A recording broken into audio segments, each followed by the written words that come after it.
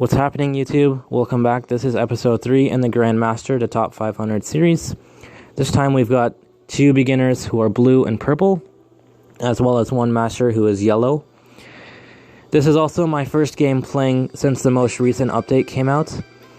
This is the update which gave us the countries and the nationalities. So you get to pick a country from a list of countries. It doesn't even have to be the one that you're currently residing in or anything or whatever. You can just pick whatever country you want, and then you can get a cool little flag that represents that country next to your avatar. So whenever you're playing, like whenever you're looking at your rank, or if you're in the in-game lobby, then you'll have that the country's flag next to your picture. So that's actually pretty cool, and I'm glad that they actually added that feature into the game. Another thing that's interesting about this game in particular is that I added blizzards. So this is going to be a little bit different from the usual 4-player fixed cards, because these blizzards actually make it so that South America and North America lose 1 border. Both of them lose a border.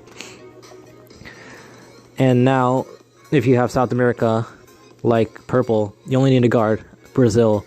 And if you're going for North America, you only need to guard Greenland and Alaska, instead of Greenland, Alaska, and Central America. So that's taking away a border. And it's also making North America the most continent out of all of the continents. And you might be wondering why. Why do I say that? Why is North America the most valuable continent out of all of them? And the reason for that is that the ratio of the number of troops that you get from the continent to the number of borders you have to defend is the highest for North America in this current board situation, because you get to get plus 5 troops with guarding 2 borders, so the ratio is 5-2 or 2.5. And if you go through the entire board and just do that calculation, that ratio, North America is by far the highest. And that's exactly why blue is going for it right now, and yellow actually looks like he could potentially be going for it too, because he moved his army over there into the Great Britain territory, so he could potentially go for that region. Or the more logical and safer option for him is not to fight with blue, but rather to just go for Europe. And that looks like what he's going for right now. So just put a big army in northern Europe, in the center of Europe, and then just have a bunch of ones on the outside, so that like if anyone like ends up actually invading him, he's not going to lose that many troops. And then he's going to have that big army there in case anyone attacks him, so that he can threaten them back. So that's a very common strategy for Europe. The blue player is obviously going to go for North America, and he's very anxious to get that continent, even taking down 5 troops of yellow over there. The purple player is going to get Africa and South America, and he's only going to have to guard it with 3 borders, so that's actually really good for him. I'm actually the worst. I'm actually in the worst position on the board right now, because I'm getting the least amount of troops.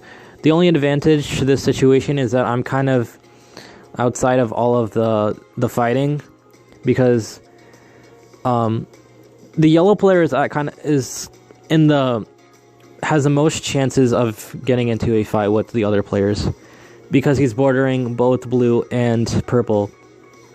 Purple and blue are not bordering each other, so they're the least likely to actually end up fighting with each other.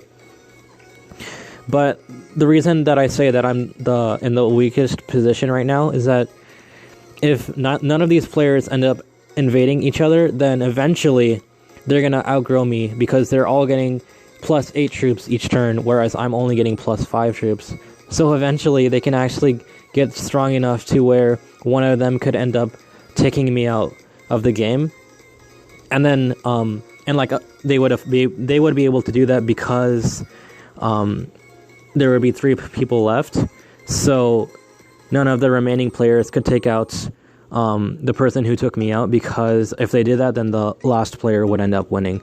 So basically, the person who is in Australia is screwed if none of the other players end up fighting with each other, because the other players are getting much more troops than I am. So in order to counter that from happening, I actually encourage purple to invade yellow. Because he's a beginner, because he's a low-ranked player, he's actually likely to take my alliance too seriously, and end up fighting, or actually end up attacking other players when it's actually not necessary. So I try to encourage that by attacking some of yellow's territories. And then you're also gonna see me encourage the blue player to invade yellow. I need to make sure that none of these players become too strong to where they can take me out.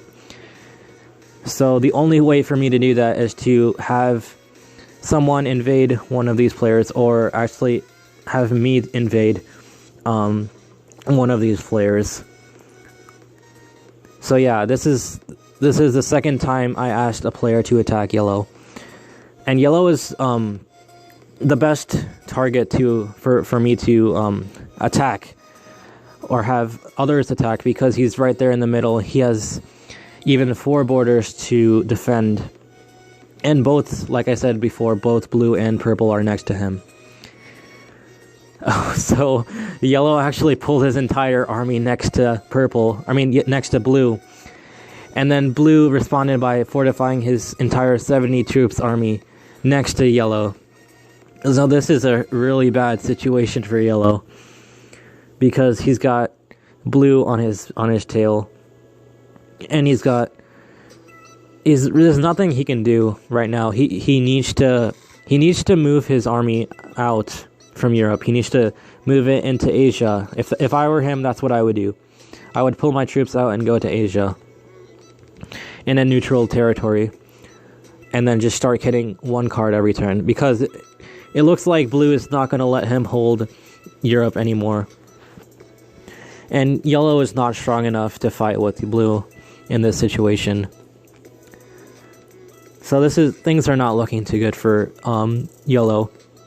So my plan actually worked, of encouraging the players to attack yellow and make it such that I'm not the weakest player anymore, and the yellow player is the weakest player. So this is going to make it such that the yellow player is more likely than me to be taken out of the game. He becomes the person to take out. So that was basically my plan, was to make it such that yellow would be the person to go out.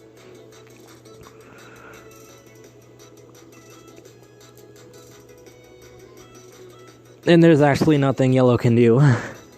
Like, I don't even know why he's even trying to threaten blue, because all blue has to do is just move his army back. Literally, all he has to do is move more troops than yellow. As you can see, he put 95, so in this situation, yellow is completely done. It's only a matter of time before blue ends up taking him out. But I was a little bit scared in this situation, because yellow actually broke his alliance with me. So I was thinking that he might actually go suicide on me, but fortunately for me, that didn't end up happening. And like I predicted, like I suspected what happened, blue ends up taking out yellow. And blue can totally afford to do this, because purple doesn't have more troops than blue and me combined, so he can afford to take out the yellow player in that situation. He could afford to do that. And immediately when this happens, the purple player ends up invading blue like he needs to into Europe, because if we let blue hold North America and Europe, then he's going to quickly get more troops than both of us combined, and eventually he's going to have more troops than us, and then he's just going to take us out in a single turn. Which is why we need to make sure that he doesn't get both of these continents. But the thing that's really nice in this situation is that the purple player is constantly ending up having to do the dirty work of invading blue into Europe. What the purple player needs to do, if I were him, is that he should put the burden of attacking blue onto me, so that like on one of those turns he shouldn't have invaded blue into Europe. He should have told me to invade blue into Europe, so that blue doesn't feel like he's being targeted by the purple player. Because right now blue only sees purple attacking him exclusively, and then he sees me, the red player, staying out of the battle. So obviously he's gonna be more of an enemy with the purple player than with me, and that's great for this scenario, because the blue player could actually end up invading or attacking one of purple's borders, because as you can see, the blue player keeps on building up a huge army right next to purple. So that's what I'm really hoping for. The moment when either blue or purple ends up attacking, and that could set off a chain reaction where they attack each other too much, and then end up where I have more troops than both of them combined. So right now I don't have to attack anyone, and that's the perfect situation. I can just continue piling up troops and capturing a single territory every turn, and just holding down Australia. And it's at this moment when purple puts his entire army, or like he fortifies one of his borders onto North Africa. So I'm afraid that he's gonna go attack me, because I'm not really sure.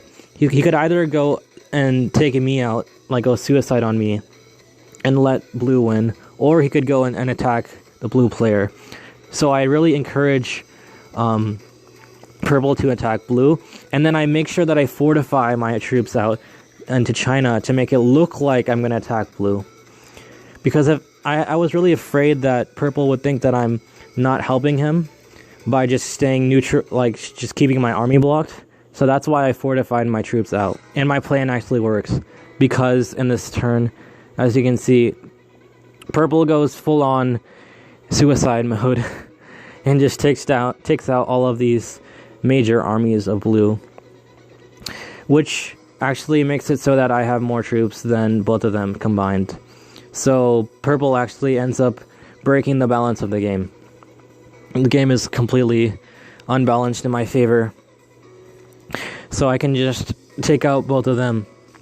Now I have enough troops to do it, starting with blue, because purple was my ally.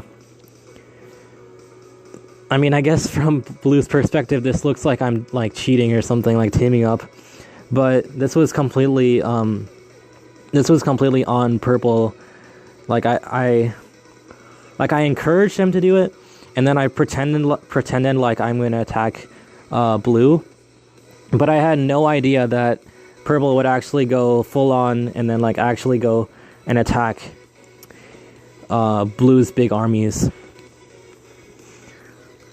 So I made a small mistake there, that I didn't fortify my army out of the blocked place, but purple actually helps me by blitzing my big army at the last second and losing that attack. So now it's just a matter of time before I can just take him out this turn.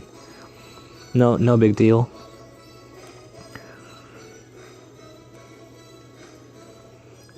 So now I can show you my rank. It went up like 100 points to 1712. That's all for now, and thanks for watching.